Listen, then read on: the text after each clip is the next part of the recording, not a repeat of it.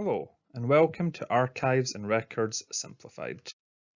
These videos are aimed at people looking for basic knowledge about archives and records management, although at times I will also touch slightly on information and library science. These videos are designed to provide bite-sized chunks, which means that almost every video will be less than 15 minutes. These videos are honestly for everyone, and comments and suggestions are always more than welcome. About me, Sean McMillan, I'm an archivist based in London, and you can learn more about me via my LinkedIn profile, to which there is a link posted below. And I'll also post a transcript and notes also if you struggle at any point to understand my accent. And lastly, if you enjoy these videos, I would be extremely grateful if you could kindly like, subscribe and share. Thanks again. Okay, so this video is a book review, and the book being reviewed is Donors and Archives, a guidebook for successful programs by Aaron Purcell. Okay, so a quick overview. The book was written by Aaron Purcell in 2015, so it's about 6 years old. Purcell is a professor of special collections at Virginia Tech. He's got really fantastic experience. He'd previously worked at the University of Tennessee and at the National Archives and Library of Medicine. And as far as I know, he has written 5 other books. His book was quite well received by many. In the back of the book is a number of reviews. A lot of people found it very useful, and it's particularly appreciated for its practicality and comprehensiveness. What I would say is that there aren't too many books on this topic, as far as I know. I put a small asterisk beside that because, as I say, that's just my knowledge. Just because I haven't come across it doesn't mean it doesn't exist. But as I say, that I haven't come across too many books specifically about donors and working with archival donations. The book is split into 4 main parts, which I'm going to review individually. And just lastly, as always, this review is not a substitute for reading the book. I thoroughly recommend reading it if you're able to get a hold of a copy. Okay, so the first part relates to planning, and this includes 3 chapters. So chapter 1 relates to donor preparedness, and this covers things such as types of archival programs, sources of donations, and why donors donate, and forms of donations. A key point here is that archives be prepared for a donation, that you're ready and you have the infrastructure in place to make yourself a suitable archive to accept a donation. Chapter 2 relates to obligations and shared expectations. So this chapter relates to topics such as archival accountability and responsibilities, various wants and needs, what might be considered reasonable agreements, and long-term commitments. And a key point here is the value of good communication, and I think that's probably one of the most essential things to any sort of relationship, whether it be a donor-user relationship or a patron, an archivist relationship, or a relationship with senior management. I think that's quite essential. Chapter 3 relates to developing donor strategies. So this relates to topics such as effective communication, identifying donors, and know when to say yes and no. I think that can be quite crucial. I've personally been in a situation where it's very difficult to say no, but you know you really have to.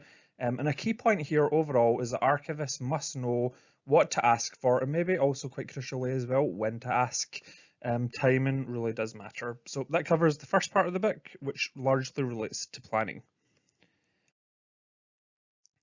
Okay, so the second part of the book very much focuses on the process of a donation. So there are 3 chapters here. So negotiating and reviewing a potential donation chapter covers topics such as initial contact, negotiations, examinations of a potential donation, which is a critical step. And a key point here is that donor work requires skill, practice, attention to detail, and a really, really good understanding of all the steps involved in a donation process. Just from personal experience, I think that makes a lot of sense, and that you know being part of a sort of acquisition process is such a great experience, because there's so many things that you don't think about, that you might not have even thought about, that come clear to you. And I think it's something that if you do more, the more experience you get of it, the more experience you get, and the more range of factors you're able to anticipate and deal with. The details of a donation chapter covers topics such as formats, appraisals, agreements and transfers.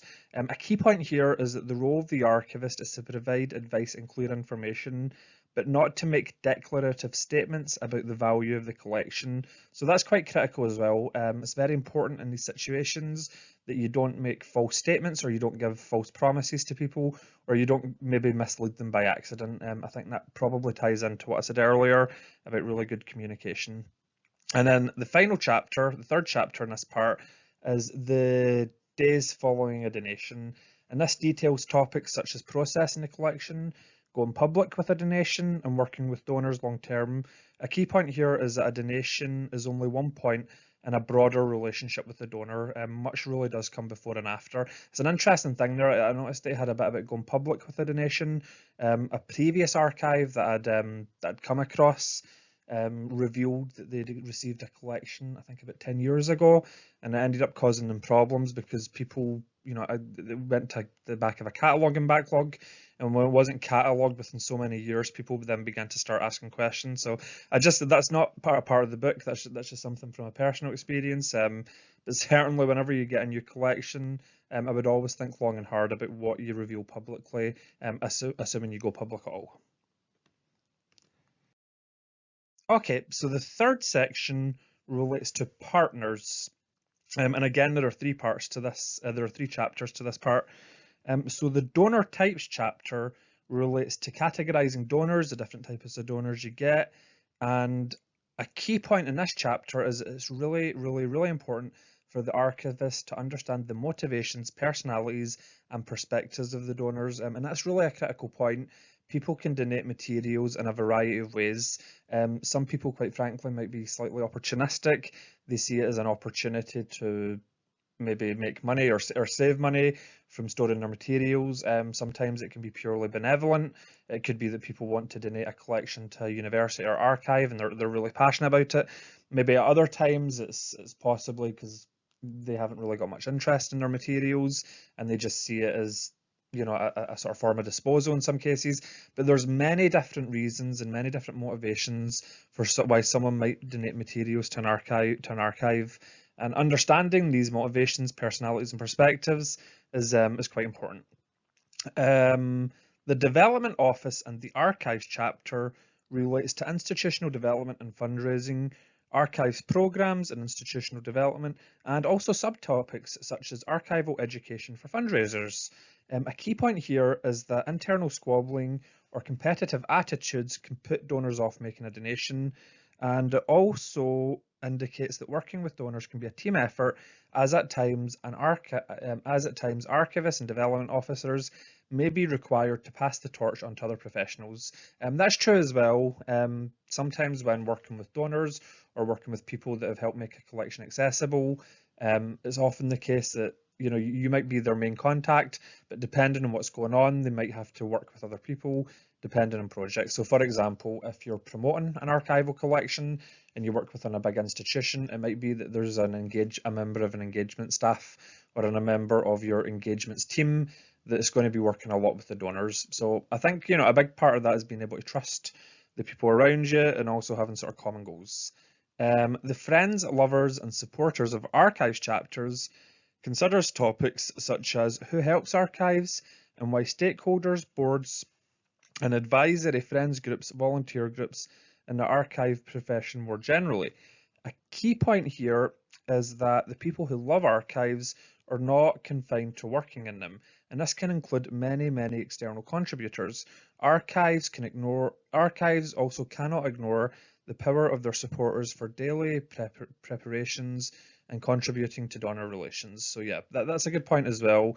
In order for an archive to function and function well, there's a number of factors that need to be right, and many of those factors are very much external.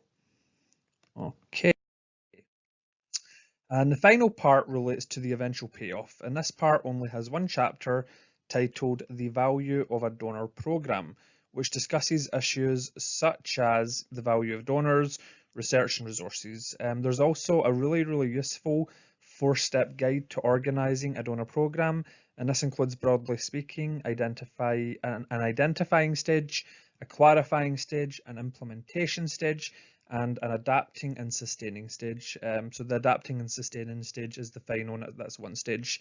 These stages include a variety of questions to make you think about what you may need or what you may have to do. And a final key point in the final chapter is that donor work is an imperfect science, planning is essential, and a strong donor program requires a bold and proactive approach. Okay, so just finally some conclusions and some final thoughts. I think it's a really good book first and foremost, and that's why I'm reviewing it. And I think it's really good for its discrete breakdown of various topics. Working with donors and working with donor programs can be a very complex subject, but the good thing about this book is it breaks it down into discrete steps, which makes it a lot more easy to digest. I have to say the key points at the end of each chapter was also extremely useful. And in terms of making this video, it was actually really helpful.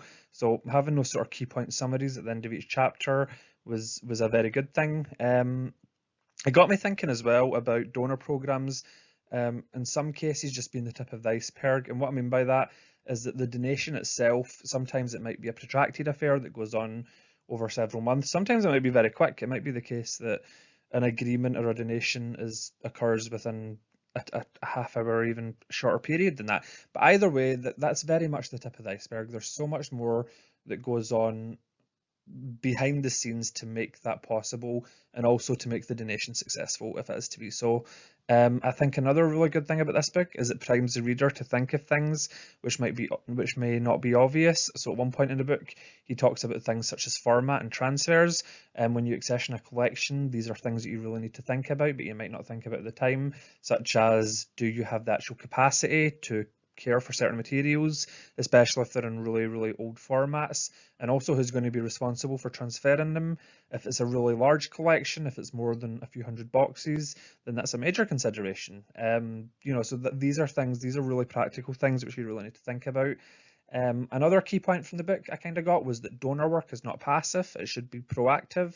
And I think that's a good point. It might be as proactive as identifying people. It can be proactive as maintaining relationships, as keeping people updated on what's happened with their collections and making sure that they're catalogued in time. As I say, I know of other institutions that have maybe had some awkward conversations because people have donated collections to them that have went years uncatalogued, and it's led to some difficult relationships. So as I say, it should be proactive. There's a lot to consider. And I think that's actually one of the key points, is I don't consider archival work to be passive. And I think donor work is a very good example of that. And lastly, the book offers useful advice to a wide range of professionals working in different archive settings or even at different stages in their careers. So whether you're a new professional who's completely new to donor relations, I think this is useful, or whether you're very experienced and you've done it many times, I think this book still has some value, and just maybe in terms of topping up your knowledge or giving you something to think about. So anyway, those are my thoughts. Any additional points, any additional questions? I would be more than happy to hear them. But otherwise, I hope you've enjoyed the video. Please feel free to leave any comments or suggestions below. Thanks again. Okay, and just a reminder that other videos do exist on the channel. I try average about 2 videos a month, and other examples include videos relating to useful technologies for information professionals and recommended short courses in addition to others. Thanks again.